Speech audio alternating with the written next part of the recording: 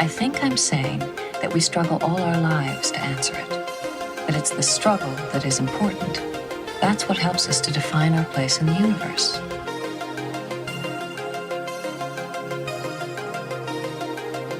This is Beverly, Dr. Beverly, Dr. Beverly Crusher.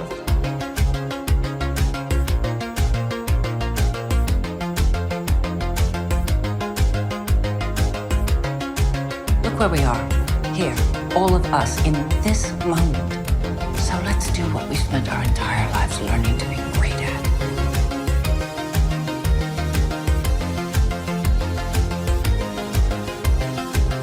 And this is Crusher Convo. Hey guys, it's Jessie, and I am here to do my review of Season 3, Episode 9, Terrarium of Strange New Worlds.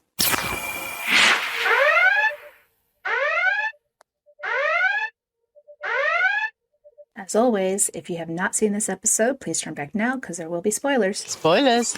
This episode was really rough for me to watch. I mean, my poor Admiral patrons watching me bawl my eyes out with this episode. But I've had a couple of days to recover, so here is my review of the episode. Enterprise! This is Archimedes. Can you read me? What the hell am I doing? I'm on the other side of a frickin' wormhole. Computer, do we still have enough power to deploy the subspace relay? Affirmative. Okay. Record this on replay and broadcast. Mayday! Mayday! This is Lieutenant Erica Ortegas of the Federation Starship Enterprise. I just got kicked out of a wormhole. I don't know where I am, but I'm going down. Whoever hears this, come find me at these coordinates. It's an Ortegas episode, and I was super, super excited to see that. And of course, you see here that she crash landed after needing to do a solo mission and, you know, fly manually. And I mean, that she had no vision, right? And I kind of made a joke of saying like, oh, this is probably where Picard learned how to fly a shuttle manually through the book of Ortegas, right? Because he was talking about that with Jack and best friend Jack, that they had to do that one time. So this was great to see, and of course she crash lands, and she's trying to figure out how to survive, right? She kicks in, she made water, all her rations unfortunately disappeared, so that probably wasn't the best place to be putting them. And then of course she discovers that there's a Gorn on this moon, and she's freaking out because she's like, great, I'm gonna have to be fighting this Gorn's gonna kill me. Of course, that's not exactly what had happened. In addition, Uhura's plan requires we create a stable warp field around the ship, effectively wedging the wormhole aperture open. What about the vaccines on board for Epsilon and D3? We're not just going to be risking ourselves. I understand that. Which means we have enough time to try it once. You can pull the plug if it gets too risky. Can this really work? Using a starship to prop open a wormhole? Yes, in theory. When we're inside this thing, how bad is signal interference? Scan capability needs to be above 60%. Uhura was dead set on trying to help Ortegas get back, that she ended up fudging the numbers to have Pike agree to go through this wormhole that had pulled Ortegas. And we all, wormholes are very unpredictable, came out of nowhere. But of course we find out later that this was all planned by a special entity. But for Uhura, I think for her, she just couldn't lose any more. As we saw in What is Starfleet, she had lost her family. She found out that one of her best friends from the academy had died. And so for her to lose Ortegas would have been another blow. And so she was doing anything she could. And, Una had to be the voice of reasoning, that needs of the many outweigh the needs of the few. Even though it was hard for Uhura. You could see that later. Like, she's all like, I want to save Ortegas like anybody. But she had to be reasonable. Pike, of course, being the middle ground, where he's all like, let's try our best without having to cause more issues. Let's go for it. I found it odd, though, that she was able to fudge the numbers right there. And I was like, he didn't see that. Of course, he did see that. He mentioned it. He's like, yeah, I know you fudged the numbers, and I probably would have done it anyway. So she didn't even have to do that. But I felt this was very important for Uhura, and it worked out for her. Unfortunately, it didn't work out for Ortegas. Is that what the winner does? The winner eats the final captured piece? Agree. No, I don't agree. It's a game. Not a food group.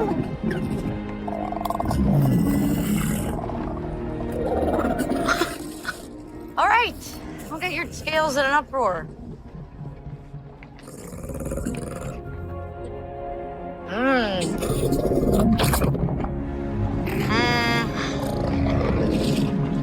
So here is that special moment between the Gorn and Ortegas playing games. And the Gorn was very like, and mentioned that they are the enemy. Like, we learn the language of our enemy. And you kind of wonder, like, well, what is it about them that see them as the enemy? But in this moment, because this Gorn had been stranded for gosh knows how long on this horrible moon, she didn't see Ortegas as the enemy. She saw her as someone that she could be a companion with, right? Because she was lonely and didn't think that she would be able to get back. And even though Ortegas is like, no, my people is looking for me, we can get out. She's like, but I'm broken. My people don't want me back. And that was heartbreaking. Like, she understood her fate. Like, I'm just going to die here. Like, this is my fate and I'm going to die.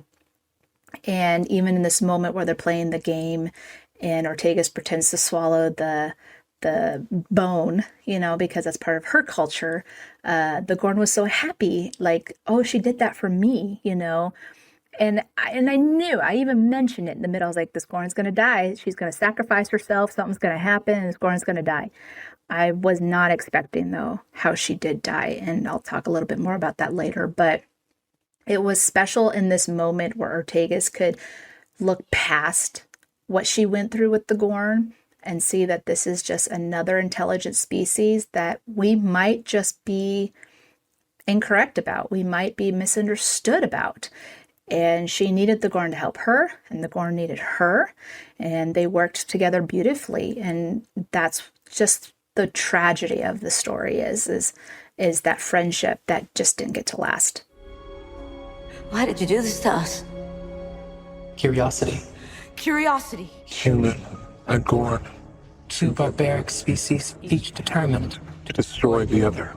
But what could happen if you were forced together? With the need to survive. We found the idea of such an experiment intriguing. This was more than that. So, of course, Ortegas gives Gorn hope that they could do this. And even though the Gorn didn't want her to go out there and sacrifice herself to make this explosion so the Enterprise would see it, the Gorn trusted her enough that we are going to survive this. And now they had shown that there was this shiny light hanging out and they didn't understand what that was. And even the Gorn said, yeah, I feel like we're being watched. And Ortegas is like, okay, I guess we'll figure that out later. But when they jump out of their little makeshift shelter and the Gorn looks so happy that they survived, and then was also kind of startled to see people. And I think this is what upset me the most, is that La'an just saw the Gorn and just instantly started shooting. It didn't matter that this Gorn this wasn't defense. This was absolute murder, in my opinion, on La'an's part, which then was tragic for Ortegas because she's like, no, you just killed my friend. And La'an is like so confused, like, what is wrong with you? I killed a Gorn. And she's like, no, you didn't. You just killed a friend of mine, because that Gorn was not the same Gorn that attacked Ortegas. This is not the same Gorn that ruined La'an's childhood and destroyed her family. This was a species who was trying to survive and work together with another human to survive. And she just took that away. And it was heartbreaking because I felt like it was so anticlimactic of that death, of like, they survived. She had hope that they would probably get to the starship because Ortegas is like, we'll take you with me. Like, don't worry, we're not going to do anything. And I believe that. I think Pike would have been at least a little scared, maybe, but he would have believed of the fact that I trust Ortegas in her judgment here. And maybe Marie could have helped too. She has Gorn DNA. And they could have learned from this Gorn. And so to know, though, that this was a whole test for this entities of like, let's see if two species that hate each other can work together, and then tragically kill one, But that's why Ortegas was so pissed, not only at La'an for killing her, but this entity playing a game on them like they were chess pieces, right? And we've seen that before in Star Trek. We've seen that with Q, okay? We've seen it, what was in the Allegiance, where those people, or the species, took Picard and put in a fake Picard to see how they would react. Like, there's some species out there that are just like messing with people's heads, but luckily they let her keep the memory of this Gorn with her because it was genuine and it was important for her to know and help her with her PTSD that not all Gorn are bad and maybe they're just misunderstood. She saved me. She was my friend. Lon is my friend too. I don't know what to do with that. They both wanted to protect you. So what do I do now? You remember her.